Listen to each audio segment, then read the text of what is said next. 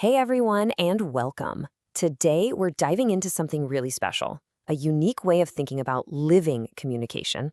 We're going to unpack the philosophy behind multilingual abilities, which is this amazing support system for neurodivergent kids and, just as importantly, their entire families. It's all about learning to see the world just a little bit differently.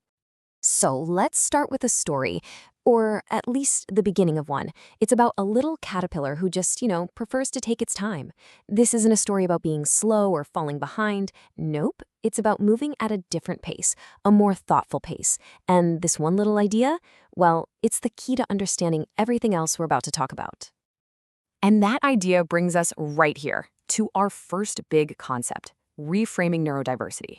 We're not talking about a problem that needs to be solved. We're talking about understanding it as simply a different way of being, a different way of thinking, and a different way of experiencing the world around us. It's a total fundamental shift in perspective. Okay, so here's the official term for it, the strengths-based neurodiversity paradigm. It sounds fancy, but the idea is actually really simple.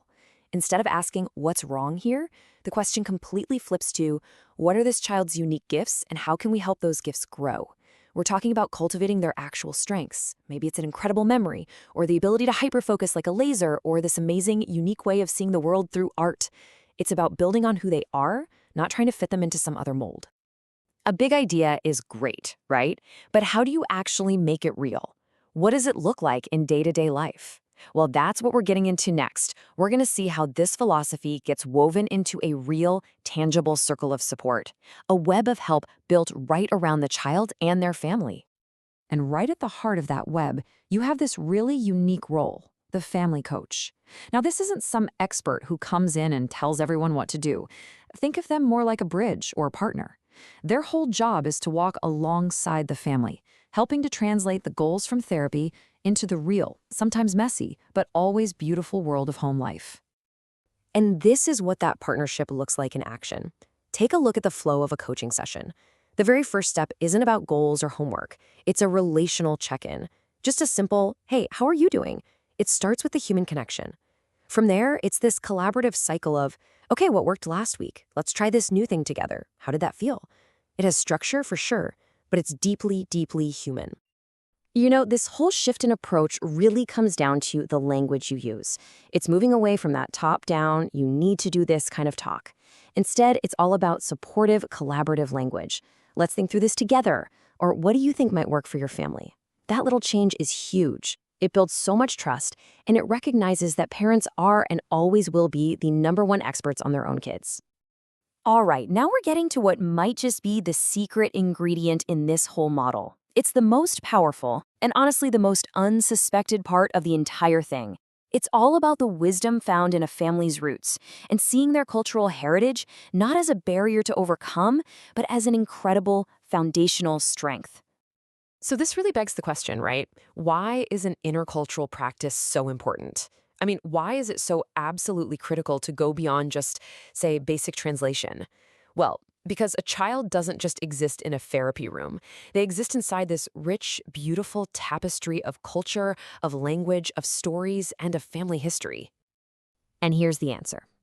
This is a quote straight from their philosophy, and it's a total game changer. Culture isn't just something to be sensitive to. It's actively integrated. It becomes what they call a co-therapist. So what does that mean? It might mean using a traditional family folktale to help teach social cues, or maybe it's using a beloved mealtime ritual as part of feeding therapy. The family's own wisdom becomes the tool that makes every single strategy click.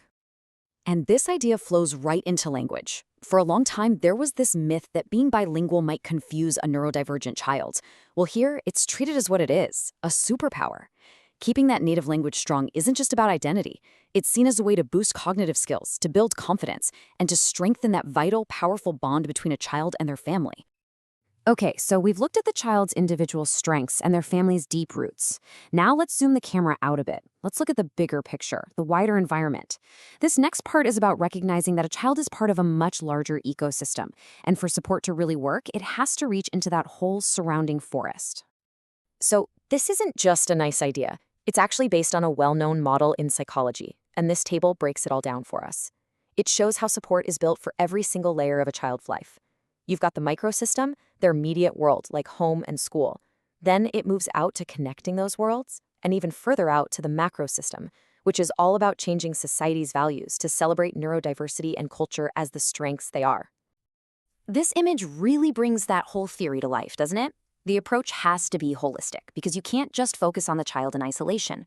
Real, lasting support means engaging that entire ecosystem, the family, the school, the community, all of it, because all of those pieces are connected and they all play a part in a child's journey. And that brings us right back to where we started, back to our little caterpillar.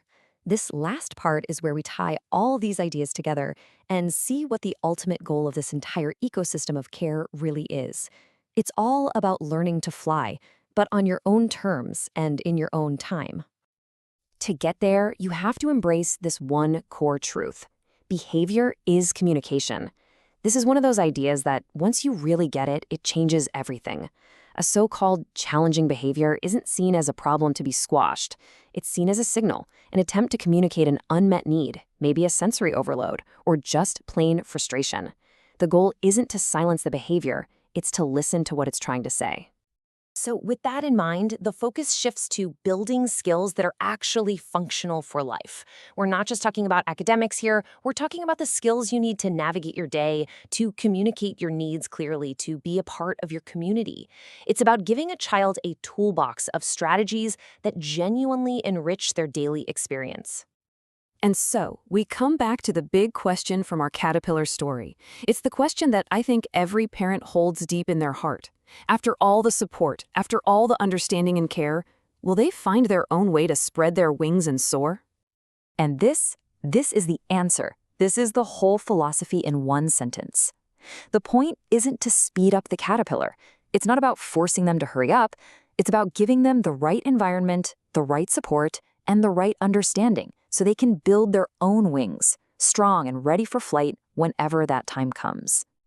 Ultimately, what this creates is a path that doesn't just enrich the child, it enriches everyone connected to them. By celebrating difference, by honoring heritage, and by building this true ecosystem of care, you create a journey where every single person, moving at their own unique pace, gets a chance to reach their own sky. And that kind of leaves us with a bigger question, doesn't it? What if we tried to build all of our communities this way?